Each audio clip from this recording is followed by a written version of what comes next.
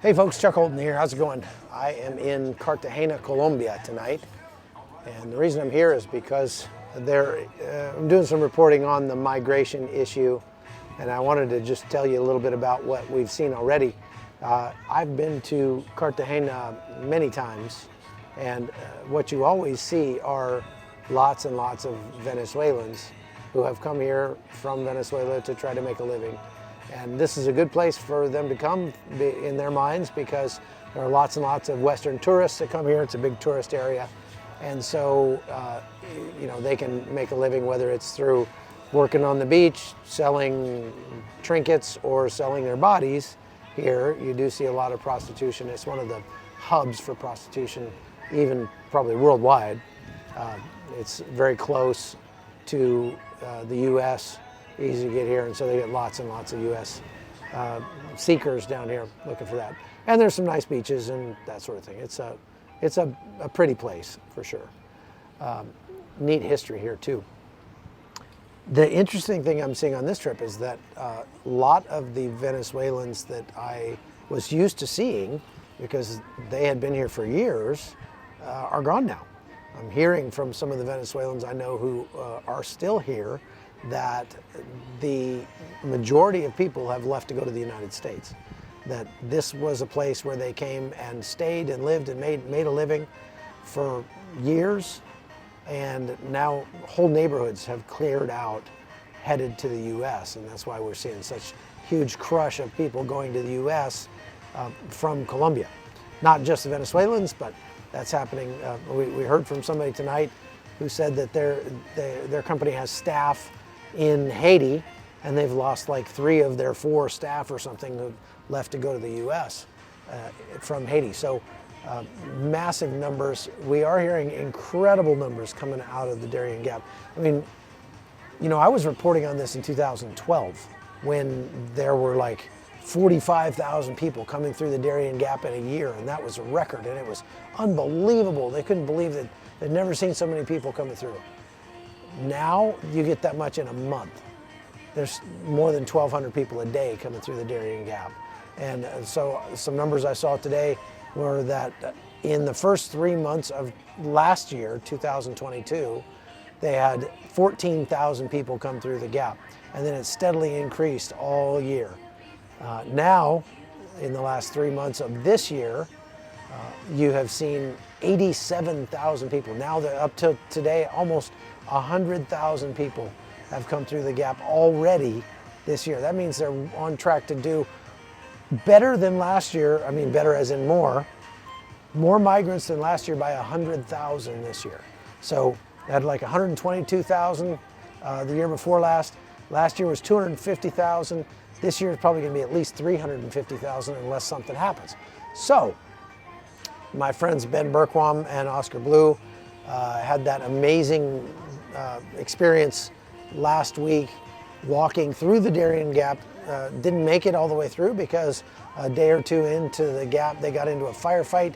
The Centerfront guys who were around them, who were their security, caught some robbers, some guys that were stealing and raping people in the jungle, and they came up on them and nailed them and killed one of the guys, got in a big firefight and captured the other 2, and so they airlifted them and the wounded migrant out to Panama City, and then the Centerfront guys sent another team into the jungle and actually captured a bunch more of that gang of robbers and rapists.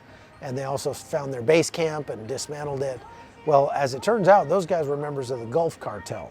That's the most powerful cocaine distributor on earth, based here in Colombia.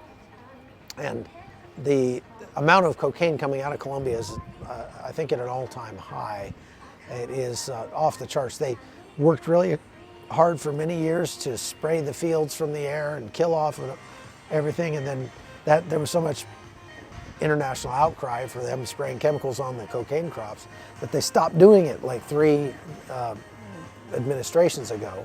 Now they've got a communist president here in Colombia who is very hard left and is definitely not doing anything about all that. So the bottom line is The cartel is not happy about what happened in the Darien Gap, and they're talking about violence breaking out, especially in the area around the trailhead to the Darien Gap out there in Akandi and Capagrana, Necoclí and Turbo.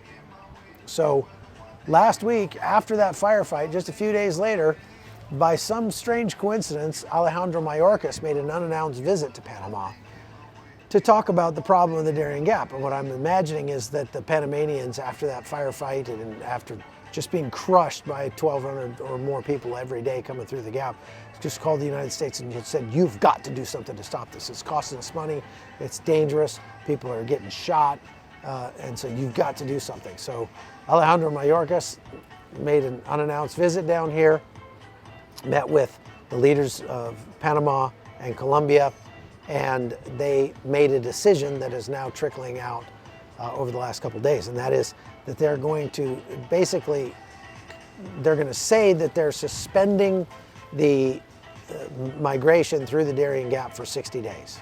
They're putting it all on hold for 60 days, hoping to stop it.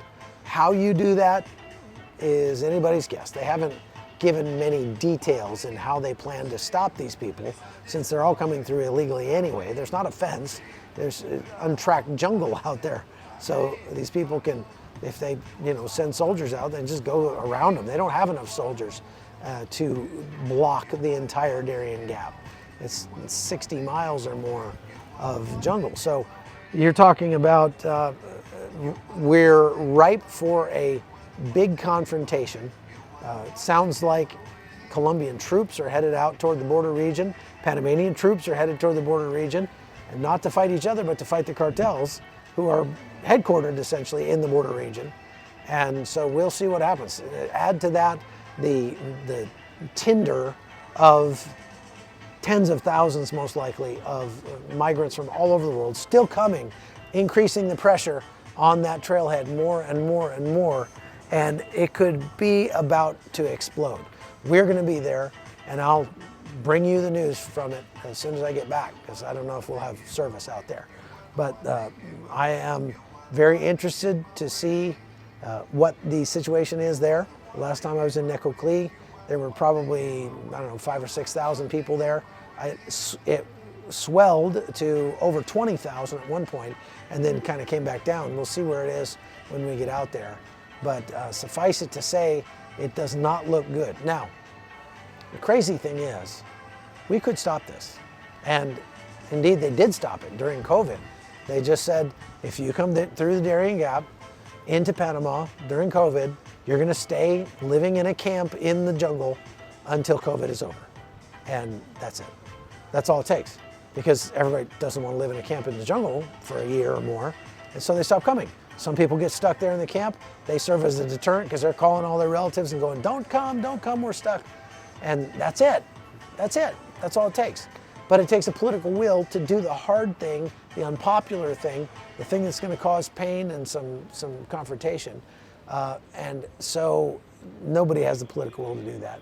They just don't. That's really what it would take.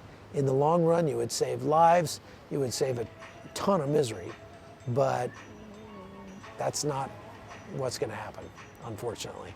So I know they're building more and more camps on the Panamanian side for these people. They are handing out food and medical supplies and condoms and birth control pills and abortifacients on this side. Like, hey, if you're going to get raped, at least, here's a morning after pill so you can kill the baby that's the result of it.